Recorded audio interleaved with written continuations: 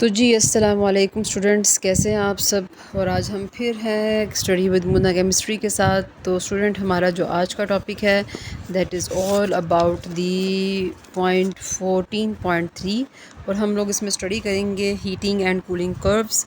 Basically जो पिछला topic आपने पढ़ा है, सिंपल अल्फाज में मैं आपको बता रही हूँ कि जितना पिछला टॉपिक आप पढ़ कर आए हैं इसमें आपको इंटर कन्वर्शन सिखाई गई थी, ये किस तरह से एक जो है फ़ेज़ दूसरे फ़ेज़ में कन्वर्ट होता है जब हम उनको टेम्परेचर्स प्रोवाइड करते हैं और उस दौरान क्या क्या उनके अंदर चेंजेस आ रही होती हैं। अब उसी बात को आप graphically with the help of this diagram explain करेंगे। मीन आप ये समझें कि आज आप उस टॉपिक को रिपीट ही कर रहे हैं, लेकिन आप उसे किस तरह से स्टडी करेंगे with the help of diagram देखने में ज़रा just look like a stairs which is going to the upper directions. मतलब कि यहाँ कहने का मतलब ये है कि जो ऊपर की तरफ जाती हुई सीढ़ियाँ हैं उनको आप देख ही रहे होते हैं। सीढ़ियाँ नीचे की तरफ भी जाती हैं बेसमेंट में, ये ऊपर की तरफ जा रही है। ये ज़ाहिर बात है, सीढ़ियों की तो मूवमेंट बहुत साइड्स होती हैं। खैर, मैं यहाँ आपको ये बताना चाह रही हूँ कि हम उसी टॉपिक को एक्सप्लेन करेंगे with the help of diagram. बाकी अंदर का मटेरियल आपको ऑटोमेटिकली जब आप उसको स्टडी करोगे आपको लगेगा जैसे कि आप उसको रिपीट कर रहे हैं, कोई उसमें नई बात नहीं पढ़ रहे। हाँ, लेकिन वो उस टॉपिक को डेफिनेटली डायग्राम से रिलेट करेगा, तो इसलिए थोड़ा सा आपने इसको अच्छी तरीके से अंडरस्टैंड करना है। तो चलिए जी, फिर हम आज मूव करते हैं टूवर्ड्स आ डायग्राम में हमने क्या करना है, सिंपल दो चीज़ों को डिस्कस करना। सबसे पहले तो आपको आइडिया होना चाहिए कि what is the graph just like picture or a diagram which having the two axes, yani mean which is moving the x axis, and the second is the y axis. The upward direction vertical, this is the y axis, and the horizontal line, this is the x axis. Now after putting the values in this axis, then we have a line or a shape of a line in the different direction. Sometimes that is move from the top to bottom, sometimes they move from bottom to top, sometimes they are totally straight. These are the different shapes of the lines which are showing between the two axes, and these are sometimes called the curves.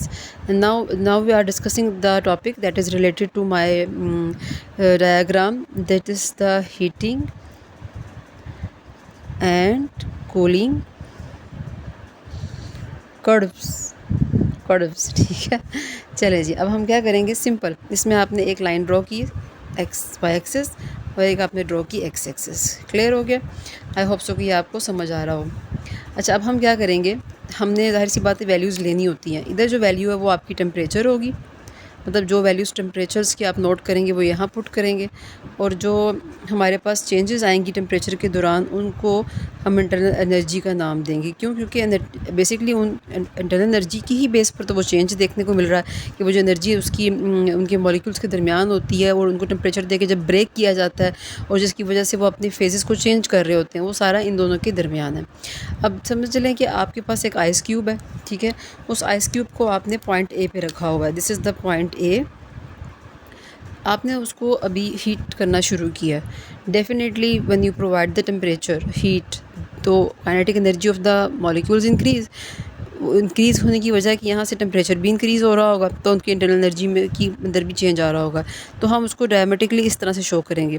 This line mean that the both relation have a directly proportional, मतलब कि ये increase हो रहा है तो ये भी increase हो रहा है। बट एक टाइम आएगा जहाँ तक ये हम जिसको बी पॉइंट से रिप्रेजेंट करते हैं, जहाँ ये स्टॉप होगा, लेकिन एक टाइम आता है कि वो सॉलिड जब आपका लिक्विड बनना शुरू होता है, this is the suppose point which having the ice in the solid state. लेकिन एक पॉइंट आता है कि ये सॉलिड जो है वो आहिस्ता आहिस्ता मतलब लिक्विड में कन्वर्ट होना शुरू होगा। लिक्विड बना नहीं होगा मुकम्मल तौर पे। कभी कभी आपने देखा है ना, ऐसे बर्फ़ निकाल के बाहर रखें या फ्रीज़र में आप पानी रखें ठंडा करने के लिए, या बर्फ़ को निकाल के बाहर गर्म करने के लिए रखें, तो आप नोट करेंगे एकदम सारा कुछ बर्फ़ या पानी नहीं बन जाता। आपको दोनों स्टेट देखने को मिलती है, ठंडा पानी भी उसके अंदर मेल्ट हो रहा होता है और बर्फ़ के कुछ हिस्से भी आपको नज़र आ रहे होते हैं। सेम यहाँ भी यही हो रहा है कि आइस भी है और साथ लिक्विड भी है। अब इसका मतलब है कि ये मेल्ट होना शुरू हुआ है, मुकम्मल तौर पे मेल्ट हुआ नहीं है। अब जब तक ये सारा मेल्ट नहीं हो जाता तब तक टेम्परेचर पे कोई इम्पैक्ट नहीं आ रहा, इसलिए उसको हम एक सीधी लाइन से ड्रॉ करेंगे। तब तक टेम्परेचर पे कोई इम्पैक्ट नहीं आ रहा। लेकिन अब जब तक सारा आपका आइस लिक्विड ना बन जाए तो सी पॉइंट तक हमने ये देखना है कि टेम्परेचर में चेंज नहीं आ रहा। लेकिन जैसे ही हमें लगता है कि जनाब आइस जो है वो सारा वाटर बन गया, डेफिनेटली आप टेम्परेचर तो दे रहे थे, आप हीट तो कर रहे थे, तो अगेन हीट इंक्रीज़ होगी, टेम्परेचर इंक्रीज़ होगा और इंटरनल एनर्जी में भी चेंज आएगा। अब जैसे ही आपको लगे कि पानी जो है वो आहिस्ता आहिस्ता मज़ीद गर्म हो रहा है और उसके अंदर बबलिंग शुरू हो गई और बबल आपको नज़र भी आ रहे हैं, अब जब तक सारा का सारा पानी मुकम्मल तौर पे गर्म होकर बबलिंग स्टेट में ना चला जाए, तब टेम्परेचर आपका फिर कांस्टेंट ही होता है, उसमें कोई चेंज नहीं आता। ठीक है, तो ये बात थोड़ी यहाँ से ना आपने पीछे भी पढ़ी है, समझ आ गई तो वेरी गुड, कोई प्रॉब्लम नहीं होगा। लेकिन वही बात कि जब आप मज़ीद इसको, तब तक ये फुल स्टॉप पे रहता है, इसको कोई फ़र्क नहीं पड़ रहा होता। अब जैसे ही सारे के सारे गैस के मॉलिक्यूल अपने आप को, लिक्विड के मॉलिक्यूल अपने आप को गैस में कन्वर्ट करते हैं, उसके बाद टेम्परेचर फिर क्या होना शुरू हो जाता है, इंक्रीज़। उसका मतलब है ये वो फेज़ है जब मुकम्मल तौर पे आपका जो लिक्विड है वो वेपर्स बन चुका होता है। ये वो पॉइंट है जब वो मेल्ट होना शुरू होता है। यहाँ वो पॉइंट है जब वो अभी बॉयलिंग स्टार्ट करता है, और ये वो कंडीशन है जब वो बॉयल मुकम्मल तौर पर हो रहा होता है। मतलब इस हर फेज़ पे आप देख सकते हैं, आप नीचे से ऊपर की तरफ जा रहे थे तो ये हीटिंग कर्व्स थी, क्योंकि आप गर्म कर रहे थे। ठीक है, लेकिन अगर आप ऊपर से नीचे की तरफ जा रहे हैं, अब उल्टा करते हैं, मतलब हम चाहते हैं कि अभी सारे पेपर्स दोबारा से जाके सॉलिड बन जाए, तो फिर इसे हम कूल करेंगे, लिहाजा इस कर्व को आप क्या नाम देंगे, कूलिंग कर्व। बात समझ आ रही है? नीचे से ऊपर जा रहे हैं तो हीटिंग कर्व, ऊपर से नीचे आ रहे हैं तो कूलिंग कर्व्स। एक ही कर्व में दोनों कंडीशंस शो हो रही हैं।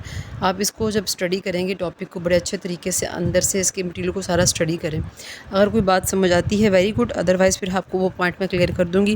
और काइंडली मेरे चैनल को सब्सक्राइब भी करें और लाइक भी करें। कोई कमेंट है, कोई बात है तो वो भी बताएँ, ताकि हम फर्दर उसको इम्प्रूव करके आगे चलें। जी, थैंक यू सो मच। अल्लाह हाफ़िज़।